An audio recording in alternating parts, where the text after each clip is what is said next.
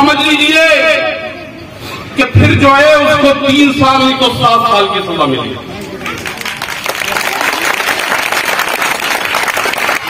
ये बड़ा कारनामा है। हिंदुस्तान का कोई एक मुसलमान लीडर, कोई एक मुसलमान लीडर मेरे आंख से आंसू इसलिए बह रहे हैं कि मेरे दिमाग में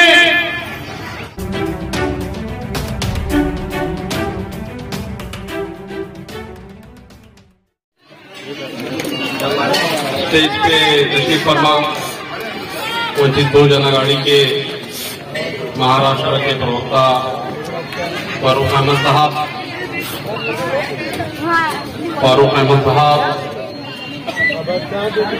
मुस्लिम इत्तेहाद फ्रंट के यूनुस भाई, हमारे टायर वाले मतीन पटेल साहब,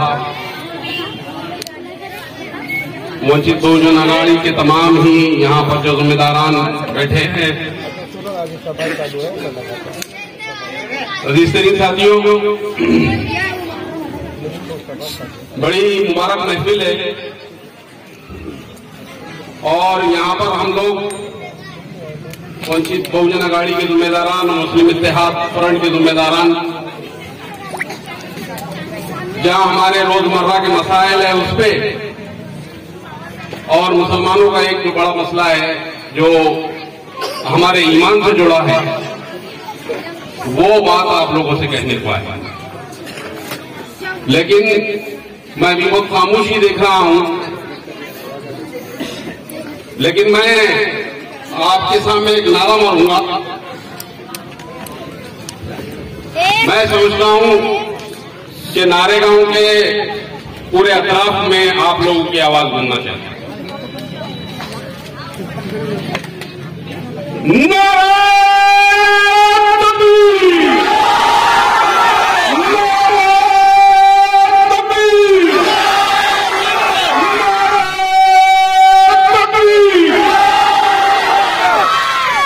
बहुत बहुत शुक्रिया।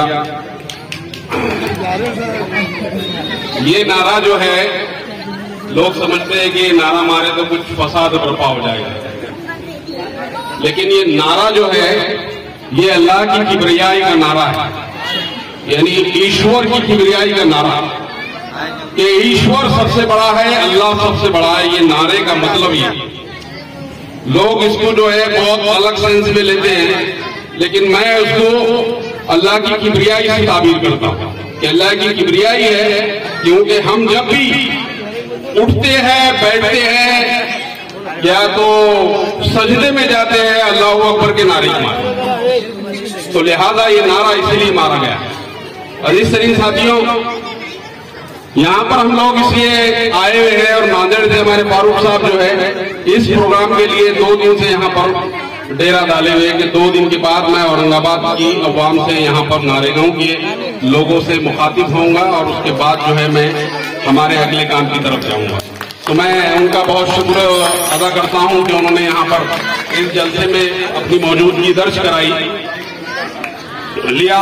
लेकिन आप जानते हैं कि 2 जो बड़े मुद्दे हैं जिनको लेके हमने आज जो है पिछले हफ्ते में जो मीटिंग लिए थे उसमें ये तय किया था कि हम इस औरंगाबाद शहर में 2 ऐसे बड़े मुद्दे मुसलमानों के बीच में और दलितों के बीच में लेके जाएंगे। जो मुसलमानों के मसाइल है, अभी हम दलितों के मसाइल की बात नहीं कर रहे हैं, दलित मुसलमानों के मसाइल की बात कर रही है और आज वो सारे जिम्मेदारान हमारे बीच में यहाँ बैठे।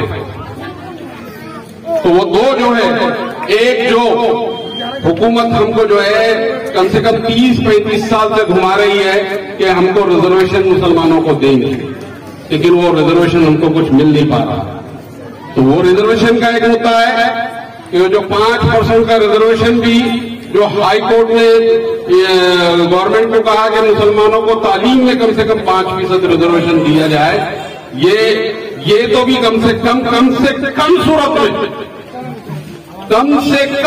में ये 5% रिजर्वेशन मुसलमानों को दिया जाए कि मुसलमानों की माशी, समाजी, सियासी ताकत को जो है हम कहीं तो भी जमा कर सके, बांध के रख सके। दूसरा जो मुद्दा है वो बहुत बड़ा अहम मुद्दा है। इस मुद्दे को लेकर मुसलमानों का ईमान जुड़ा हुआ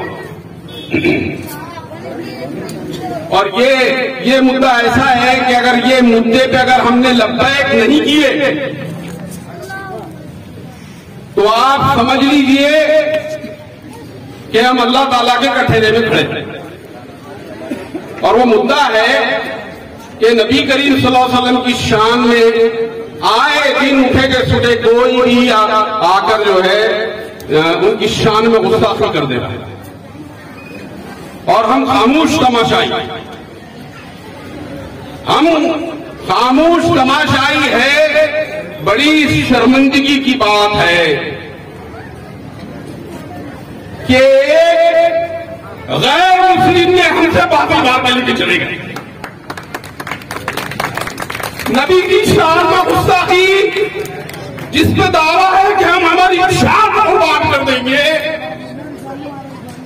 वहां पर गैर मुस्लिम प्रकाश अम्बेडकर ने हमसे बातें लेके चले गए और हम तमाशाई आज भी खड़े हैं, आज भी तमाशाई खड़े हैं। हमारा ईमान का रोम रोम उस नबी के ऊपर कुर्बान है, लेकिन हमारी बेगैरती ऐसी है, हमारी बेहिसी ऐसी है तो उस शख्स ने बाजी लेके चले गया, हमारे से आगे निकल गया। तो जिसको कहते हैं कि उनके पास ईमान नहीं है, उसने बाजी लेके चले गया हमसे। सोचो मुसलमानों, जरा समझो इस बात को कि जिसको सजा देने की जिम्मेदारी हमारी है, उस शख्स ने हमसे बाजी लेके चले गया। जिस शख्स ने कहा कि मुसलमानों के नबी की शान में अगर गुस्ताखी होती है तो आप समझ लीजिए कि फिर जो है उसको 3 साल नहीं तो 7 साल की सजा मिलेगी।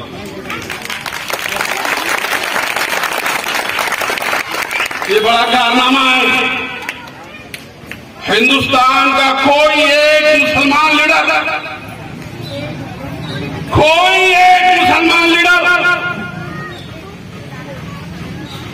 मेरे आंख से आंसू इसलिए बह रहे हैं कि मेरे दिमाग में ये क्यों नहीं आया ये बिल बना के देने का कि वो सवाब मैं हासिल कर सकूं। ये अल्लाह ताला ने कैसे उनको हिदायत दे दी कि नबी की शान में गुस्ताखी होती है और उस पर सजा मुतय्यन करने का काम प्रकाश अम्बेडकर कर रहा है।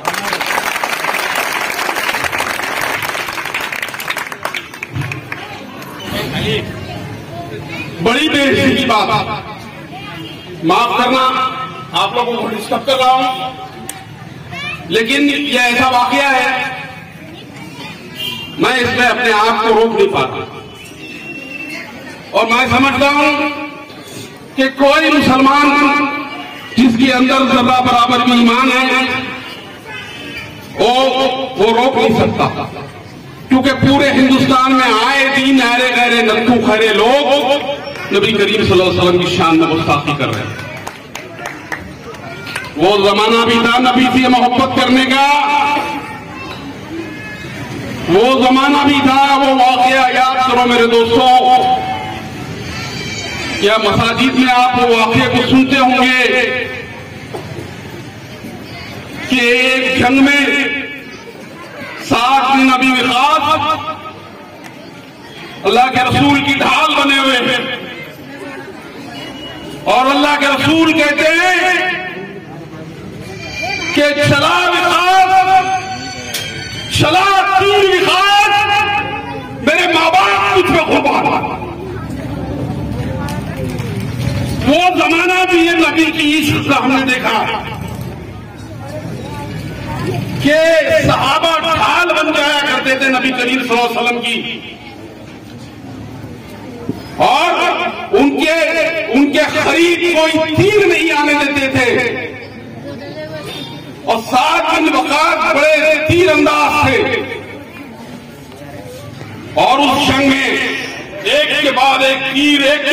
तीर निकाल के वो चला रहे थे और अल्लाह के रसूल की ढाल बन रहे थे। वो जमाना भी देखे, वो बातें भी हमने सुने और ऐसे बहुत सारे वाकयात हैं। लेकिन जब भी मैं वो वाकया सुनाऊंगा मेरे आंख का पानी रुकेगा नहीं, इसलिए मैं वो वाकयात आप लोगों को बोल रहा हूं। आप मुझे ये बताइए, आप लोग उस शख्स के एहसान को मानोगे कि नहीं मानोगे? बोलो मुसलमानों, आज हमको हमारे एहतिसाब करने की जरूरत है कि वो शख्स 11, 12, 15 कितने एमएलए महाराष्ट्र की असेंबली में है, कांग्रेस के है, एनसीपी के है, मजलिस इत्तेहाद मुस्लिमीन के है, लेकिन अल्लाह ताला ने हिदायत नहीं दिया उनको। अल्लाह ताला ने हिदायत दिया। वो कहते हैं ना कि अल्लाह ताला को जब काम लेने का है तो काम किसी से भी ले लेता है। प्रकाश अम्बेडकर साहब को आगे बढ़े। ओ भाई। तो ये ऐसा बड़ा कारनामा है कि जिसके ऊपर हम प्रकाश अम्बेडकर साहब का जितना शुक्र अदा करें उतना कम। और मैंने फारूक साहब से कहा कि साहब थोड़ा इंतजार करिए, इंशाअल्लाह आप थोड़ा इंतजार करिए। इस औरंगाबाद शहर में हम उस शख्स का ऐसा इस्तकबाल करेंगे, ऐसा इस्तकबाल करेंगे कि वो आम खास मैदान के ऊपर खड़े रहने की जगह नहीं लोगों को मिलेगी, क्योंकि उन्होंने कारनामे ऐसे करके दिखाया। हमने रिजर्वेशन के ऊपर खड़े रहने के लिए जगह नहीं दी थी, इतना लोग जमा हुआ था। तो ये तो हमारे ईमान का मसला है। तो ईमान के मसले के लिए क्या हम सामखास मैदान को भरेंगे? बोलो यार। तो ये करना चाहिए, लेकिन उससे पहले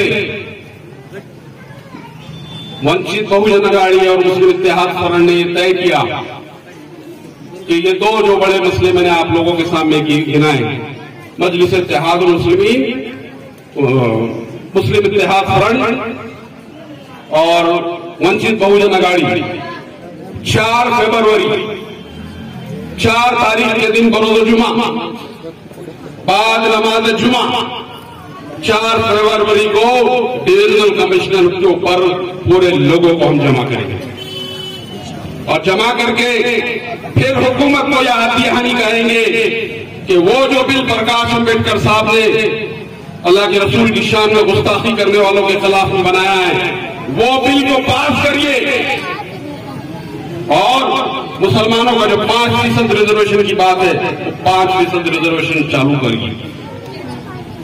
हम कह रहे थे कि बीजेपी की हुकूमत है वो मुस्लिम दुश्मनी में जो है वो हमारे को ना रिजर्वेशन देंगी और ना ऐसा हो जाएंगे। आज सेकुलर पार्टी की हुकूमत वहां पर मौजूद है। शिवसेना को छोड़ दिए तो कांग्रेस एनसीपी को तो हम सेकुलर ही कहते हैं ना। तो सेकुलर पार्टी की जो है हुकूमत वहां मौजूद है।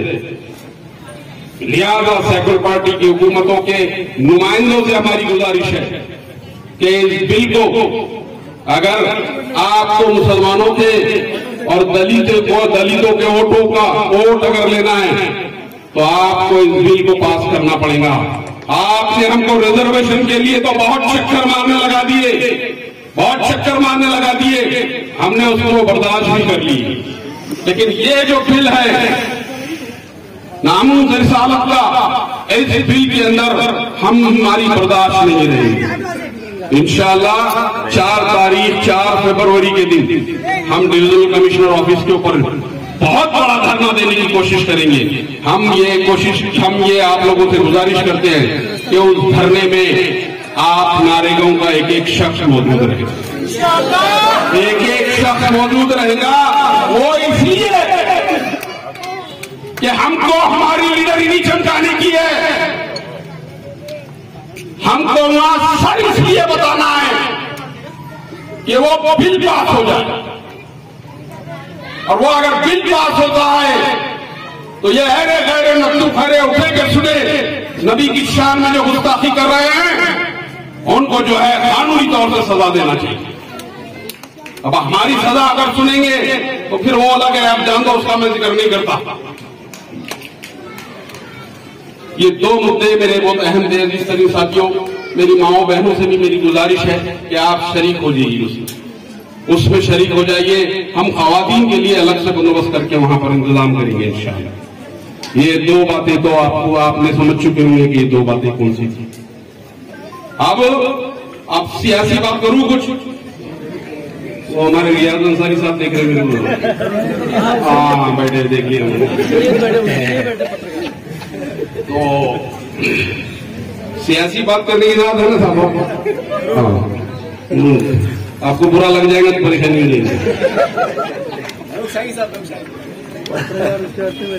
अजीज तरीन साथियों, आप लोग समझ रहे हैं कि इस औरंगाबाद शहर के अंदर काजी सलीम हमारे पास आखिरी जो है एक मुस्लिम मेंबर ऑफ पार्लियामेंट हुआ करते थे। उसके बाद फिर औरंगाबाद शहर में मेंबर ऑफ पार्लियामेंट देखेंगे।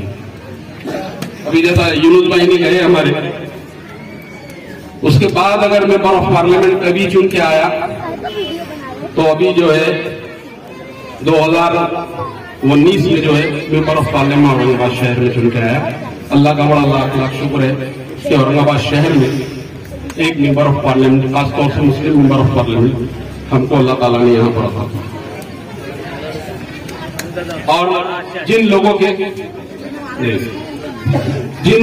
की बदौलत मेंबर ऑफ पार्लियामेंट की ये सीट हमारे पास आई, हम तमाम लोगों का शुक्रिया अदा करते हैं और बहुत तहे दिल से हम आप लोगों का शुक्रिया अदा करते हैं। हम एहसान फरामोश लोग नहीं,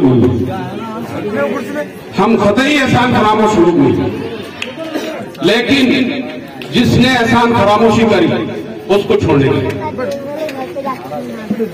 जिसने एहसान फरामोशी की उसको छोड़ने का नहीं। मेरे इशारे समझ रहे हैं, मैं डायरेक्ट बोलने की हिम्मत रखता हूं अल्हम्दुलिल्लाह, लेकिन मैं अब तुम्हारे को जरा थोड़ा इशारों में आपकी होशियारी देखना है मुझे कि आप समझ रहे हैं कि मैं किधर कह रहा हूं। मेरे को अगर बोलने का तो आप भी बोल लेता, मैं सीधा करवाता हूं। हाँ, मेरे बात को नहीं आता कोई भी जल्दी, अल्हम्दुलिल्लाह, तो मेरे को बोलने को कोई डर नहीं है।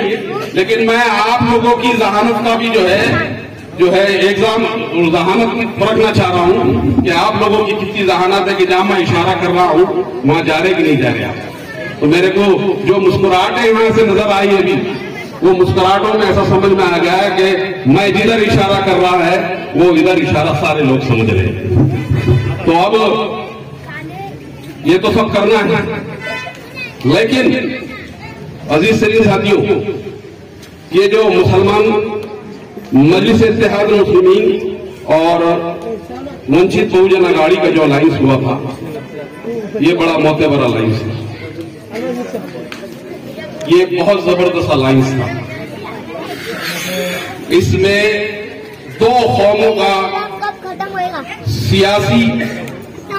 सियासी मुस्तकबिल बन रहा, दो कौमों, एक कौम थी दलित कौम थी और एक कौम थी मुसलमान। अब ये इत्तेहाद किसने तोड़ा, इसकी एक चीज को आप समझ लीजिए। इस औरंगाबाद शहर में फायदा कौन सी कौम को होने वाला था, ये जवाब आप लोग देना। इस जो है गठजोड़ से, इस अलायंस से किन लोगों को फायदा होगा, कौन लोग यहां पर जो है इख्तिदार हासिल कर रहे थे।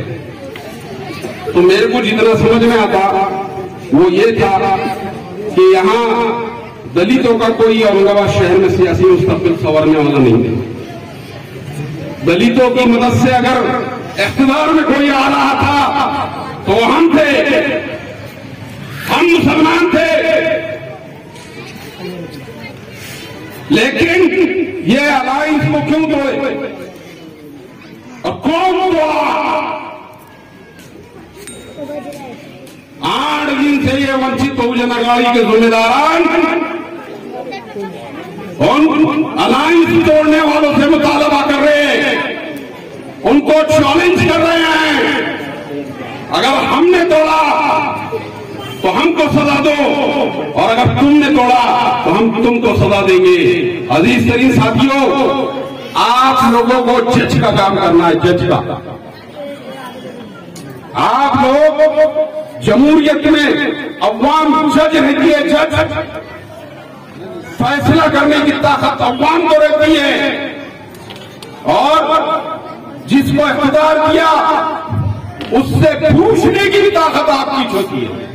जवाबदेही का एहसास उन लोगों के अंदर बिठाना पड़ेगा हमको कि अगर तुम गलत करते हो तो तुमको अगर सर पे बिठाए तो पैर की ठोकर में भी मार सकते। नारायण तकबीर! नारायण तकबीर! जंग बोलो! नारायण तकबीर! यही जवाबदेही का एहसास अगर खत्म हो गया था तो बड़ी Subscribe now and press the bell icon.